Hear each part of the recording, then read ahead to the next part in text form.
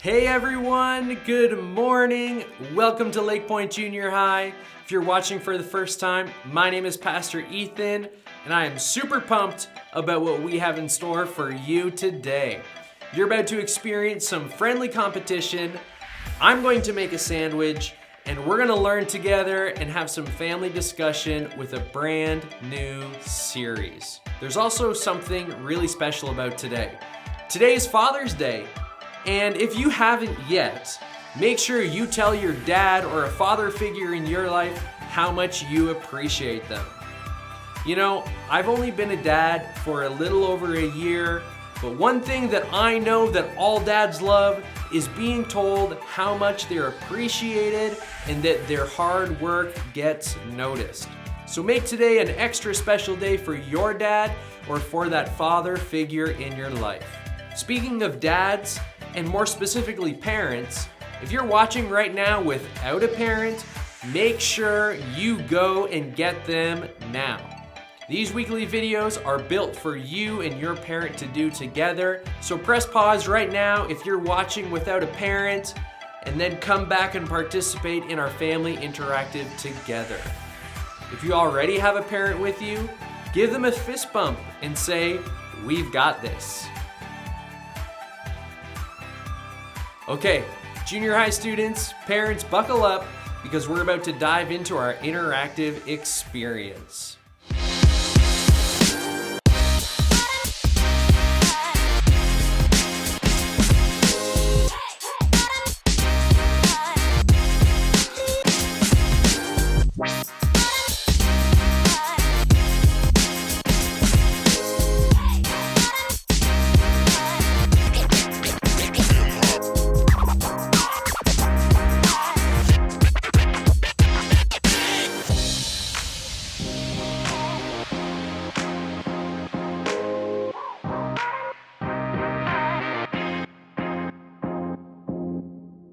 We're starting a brand new series today called Popular.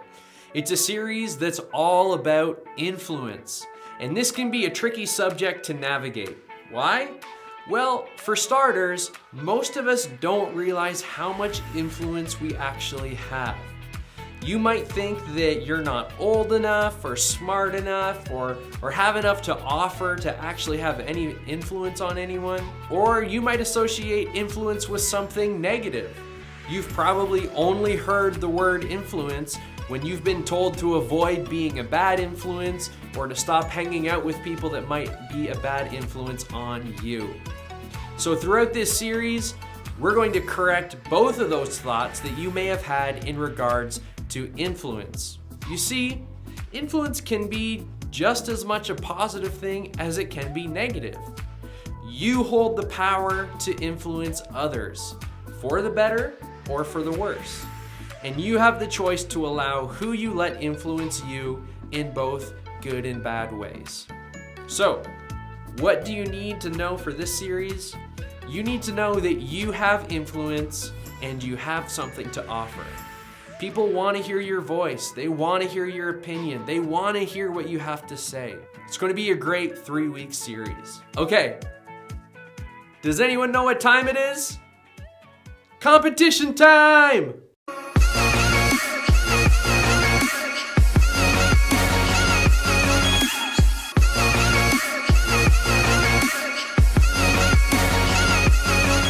Every week, we have a friendly competition. In this week's challenge, we are going to put our creativity, our imagination, and our taste buds to the test. One of my all-time favorite sandwiches is the classic peanut butter and jam sandwich. It's so plain and simple, and anyone can make one. See, I'll just make one really quick. Easy. So this week, we're gonna have a peanut butter and jam sandwich making contest. So everyone's gonna make a peanut butter and jam sandwich, and you're going to be judged on imagination, creativity, and presentation. So, maybe you're allergic to peanut butter.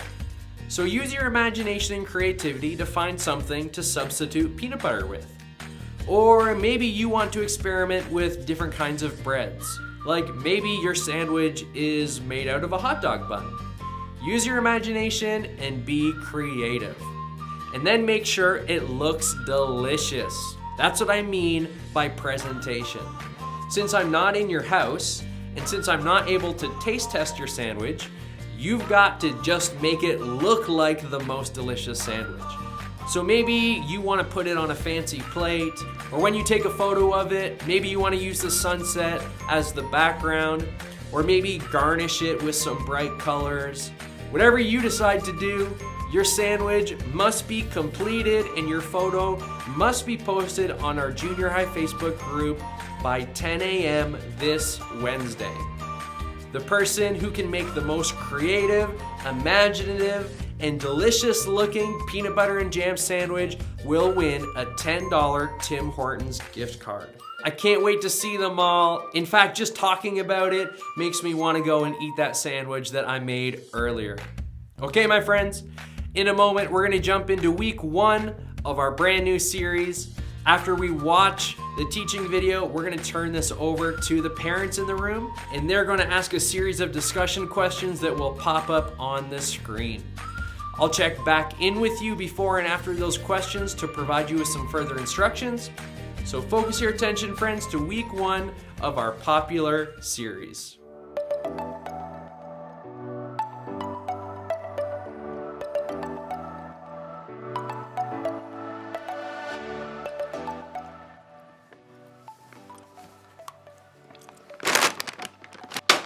I've got a question for you. No, for real, I've got a question for you.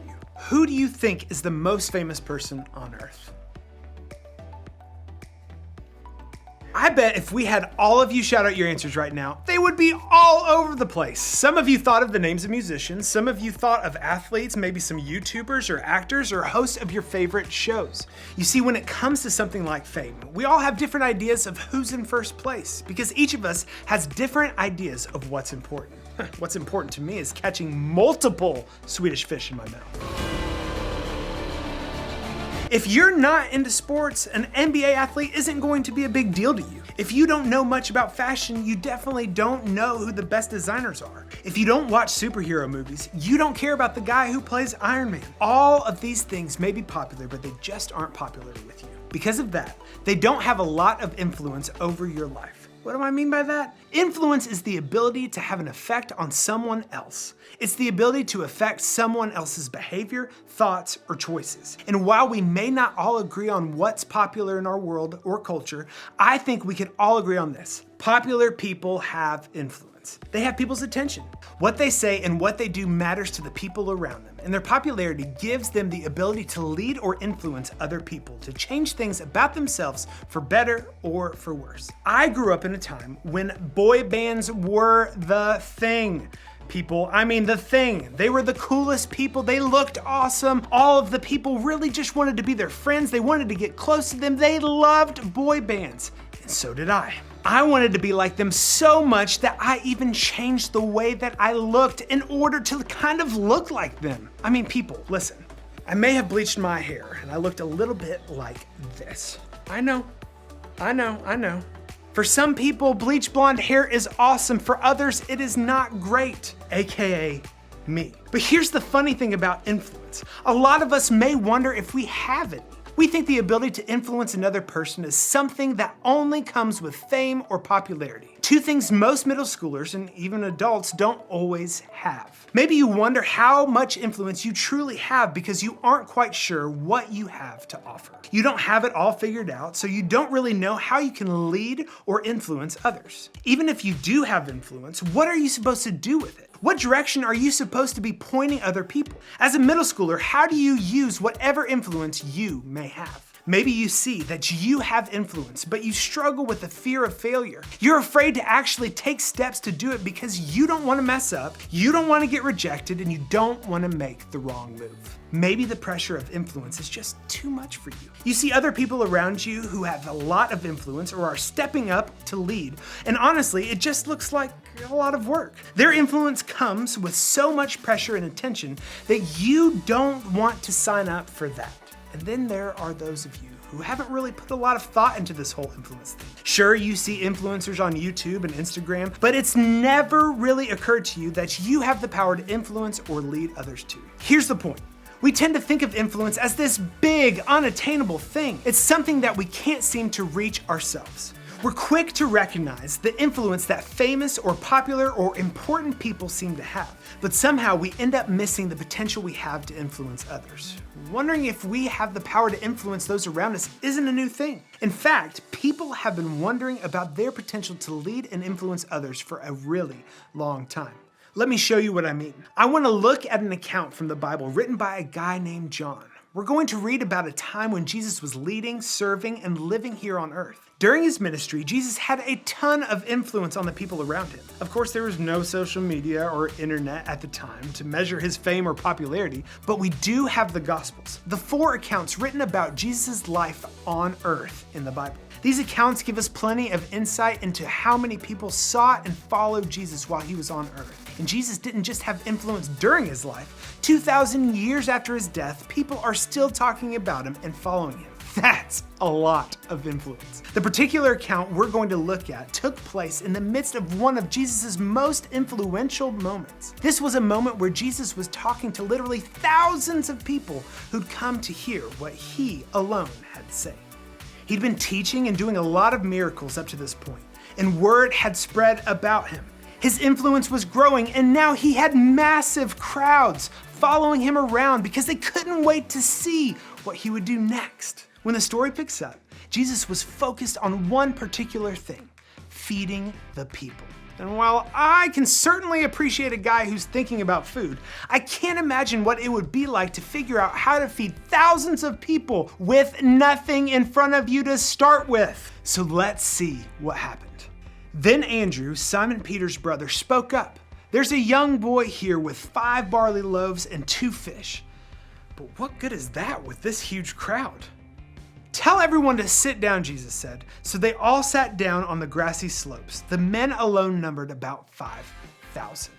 Okay, so let's pause here for a second. John, the guy who wrote all this down, says that there were about 5,000 men there. That's just one part of the group of people. Imagine how much bigger that number would have been if you would have actually counted the women and children. In the crowd, there was a young boy who had packed dinner. The only problem? This kid only packed a few loaves of bread and some fish. If you can't visualize it, let me help you. You see, this is what he had. He had 5 loaves, obviously these might be donut holes, and he had 2 fish. And you know, I could have chosen bass, I could have chosen trout, tuna, anything, but I chose the greatest fish alive, the Swedish one. He even talks with an accent. He didn't come prepared to feed thousands. He just came with what little he had for himself. 5 loaves and 2 fish. Here's what happened. Then Jesus took the loaves, gave thanks to God, and distributed them to the people. Afterward, he did the same with the fish, and they all ate as much as they wanted. As much as they wanted? After everyone was full, Jesus told his disciples, "Now gather the leftovers so that nothing is wasted."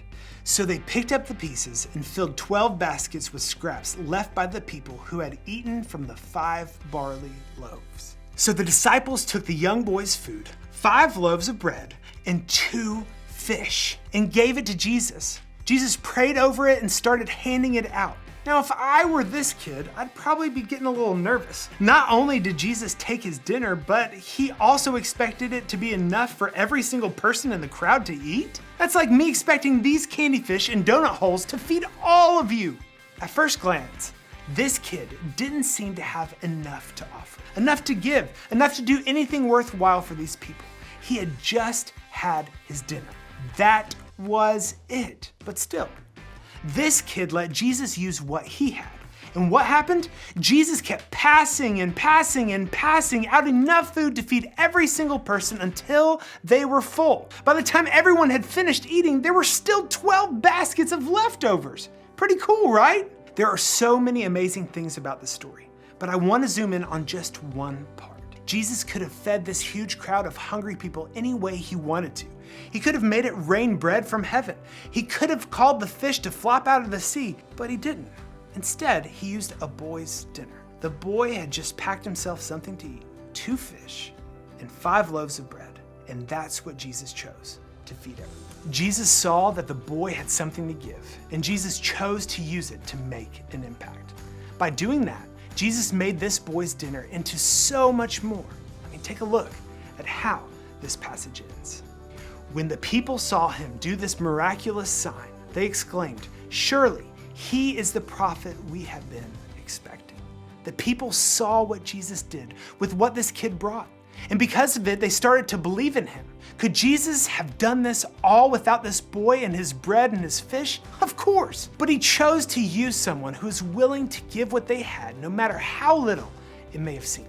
The kid wasn't super important or popular. Nobody there probably even really knew his name. He hadn't even intended to be influential. He just packed food for himself. But because he had just brought what he had, Jesus allowed him to be a part of influencing thousands of people to believe. And that's pretty cool. If Jesus could use a young boy with his dinner to make a massive impact over 2,000 years ago, he can use you just as you are. He can use whatever you have to give right now to make an incredible impact today. Because just like this boy, Jesus can use whatever you have to do big things. This happened to me recently. I sent a text to one of my friends, and I was just letting them know that I cared about them and that I was thinking about them and I was praying for them. Little did I know that that person was having a terrible day. It was just a simple text. It was just a simple thought in my head. I wanted them to know that I cared about them and that I was thinking about them. And I didn't really realize what kind of impact that was having on their day. They told me not too long ago that that text, that simple act of kindness is what helped them move forward. Jesus used that small text in a big way for my friend. You don't have to be popular or well-known or famous to have influence. You don't need to have the most followers on Instagram or the most views on TikTok to get it. You don't have to sit with the most people at lunch or be the one everybody wants to sit next to on the bus. You simply have to be willing to let Jesus use what you have. You have to be willing to give whatever you've got for the good of others. If you come to the table with that, I promise Jesus will use your influence to impact the people around you in the best ways. Jesus can use whatever you have to do big things. And today I want to help you start seeing that. For some of you, maybe the best thing you can do today is begin to recognize the influence you have. Maybe it's influence with your family, your teammates, in your friend group, your small group, or even your entire class at school. Maybe it's just one close friend, one kid in your small group, one younger sibling, or one student on the bus you talk to every morning. Either way, it's influence, and you have it. It doesn't have to be thousands of people. It doesn't have to be even dozens. If there's one person in your life who you can lead towards something positive, that's influence. If you're not sure, ask someone you trust to help you see it. A close friend, a parent, your small group leader. Ask them where they see you might have more potential to influence others than you realize. Then, be willing to do something with what you have to offer. Maybe you have time to give to your younger siblings, a seat at the lunch table to offer to a friend, or a weekend to spend away with your small group. Maybe you have a kind word to share with a teammate, a sense of humor to make your mom laugh, or an invitation to church for someone who needs it. Think about it. We all have something to offer to others. And when we're willing to use what we have, that's influence. If you're not sure what you have to give, again, ask someone who's close to you for an idea, because that's a great place to start. Because whether you realize it or not, you've definitely got something. Jesus can use whatever you have to do big things. As we read today in our scripture, just like Jesus turned a single meal into feeding thousands of people, he can just use whatever you have to make a difference. And as you head out, think about this question: what's one area I have influence in?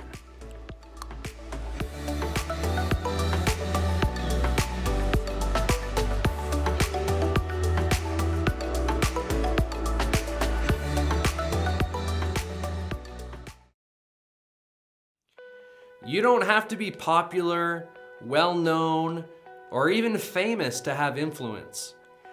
You simply have to be willing to let Jesus use what you have to impact others.